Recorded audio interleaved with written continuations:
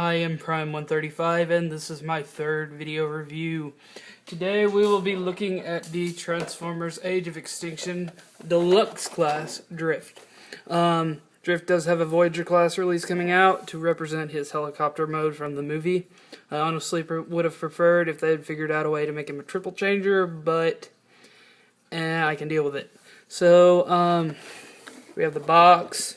Standard Age of Extinction package, a little bit smaller than usual, same as Crosshairs and Bumblebee, with a nice picture of Drift here on the top. It looks pretty good.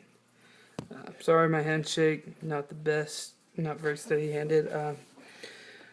Yeah, nice box. Come around here to the back. Other figures in the wave.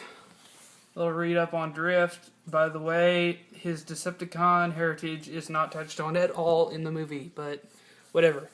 Nice little official product shot of Drift here in his Bugatti or Bugatti mode, whichever you prefer, robot mode. So yeah, here's a nice look at the instruction booklet. Look at that. There you go. I mean, I'm not gonna go through all of it, but there's what the instructions look like. Okay, and now onto the figure. So here is Drift in his Bugatti or Bugatti mode. It is very, very nice. I will say that in the movie, this darker blue is so dark that it almost looks black, so I would have appreciated it if maybe they had just gone ahead and done a metallic black with maybe a blue tint to it instead of this royal blue color. He has nice metallic light blue trim around the edges. I mean, I would have been perfectly fine if they had taken this color and done it all the way through, but whatever. Nice little air brake here, painted taillights. Little symbol here isn't painted in, but whatever. Come around to the front, nice little Bugatti symbol, picked out in red there. Headlights, front of the car, underside. Can't really see much of the robot. His hands tucked there, that one's come out a little bit, but swords stored along the bottom.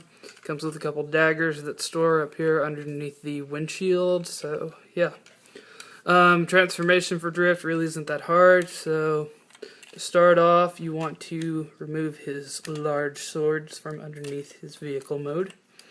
Then you want to come around to the side, flip up this panel. I like to fold it down so it's a little more flush against the robot mode. I mean, in the movie, it's kind of on his arms here, but whatever. Fold that down. Then, let me see, you want to come up to these side panels here, which will become his upper arms.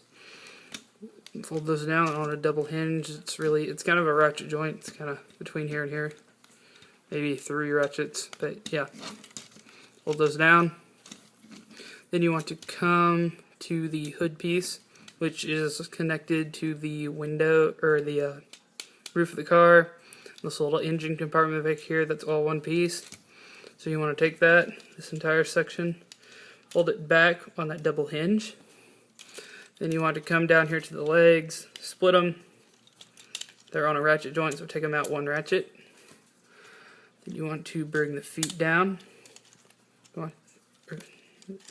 Then you want to come to this little side panel, fold that back, fold this little panel in. You can either fold it back up or leave it back. I personally like to leave it back like that. Then you do the same on the side. Alright, then you're going to come up here to this front section and fold that down, revealing his head. Then you want to flip up his head, like so. Then you come around to the back section, fold this little engine compartment up on this double hinge, like so. And you want to come here under the roof, flip out these little handheld dagger things. Then you want to come up here and fold the hood down, like so. You want to twist this around on the little swivel joint. Then you want to come up here and flip up this little slot that this peg here under his neck will peg into, and sometimes you have to adjust it just to get it into just to get the peg in there, like so. There's his backpack. And then just straighten everything out. And there is Drift in robot mode.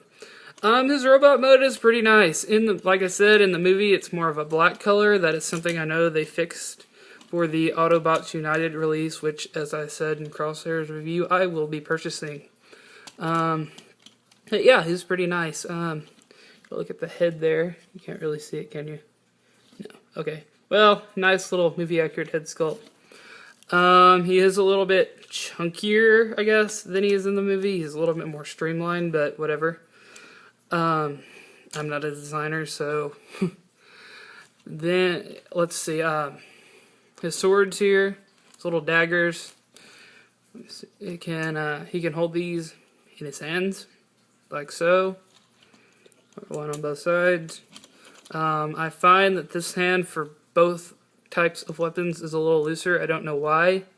I mean, you can see this one is pretty sturdy. I mean, it's not going anywhere.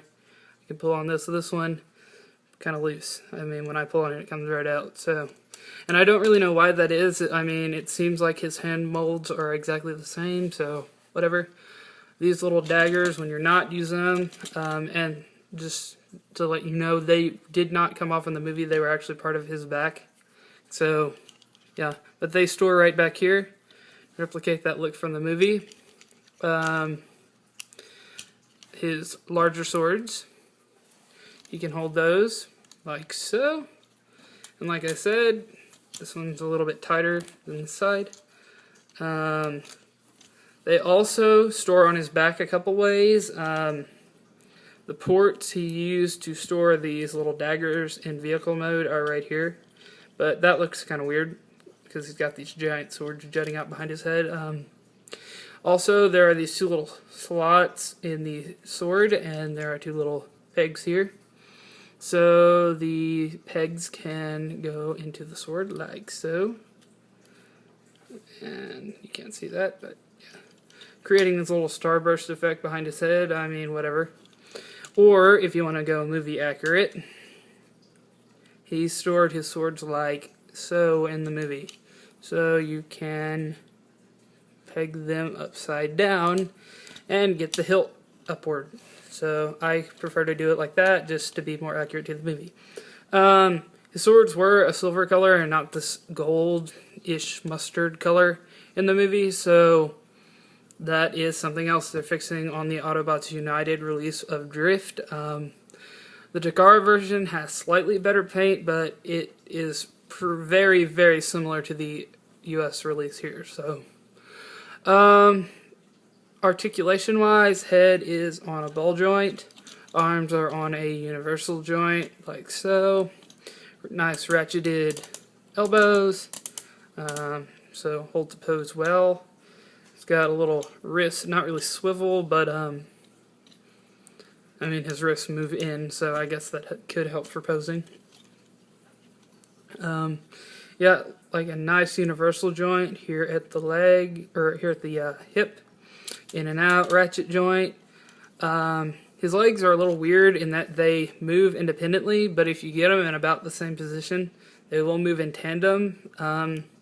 I don't know what that's about. Maybe the pegs are just kind of frictioned together inside of him, but whatever.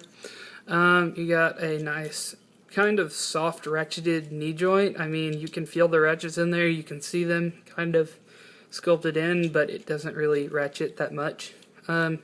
You got kind of a toe articulation, but that's more for transformation. So, yeah. There is Age of Extinction Deluxe Class Drift. This guy is for sale up on my TFW 2005 sales thread. Check that out. Check out my wants thread. You want to buy anything on there, you want to sell me something, my contact information is on there. I'll put those links down in the video description. So, yeah. He's a pretty nice figure. One of my favorites so far from this line. So yeah, subscribe to my channel, like this video. Bye!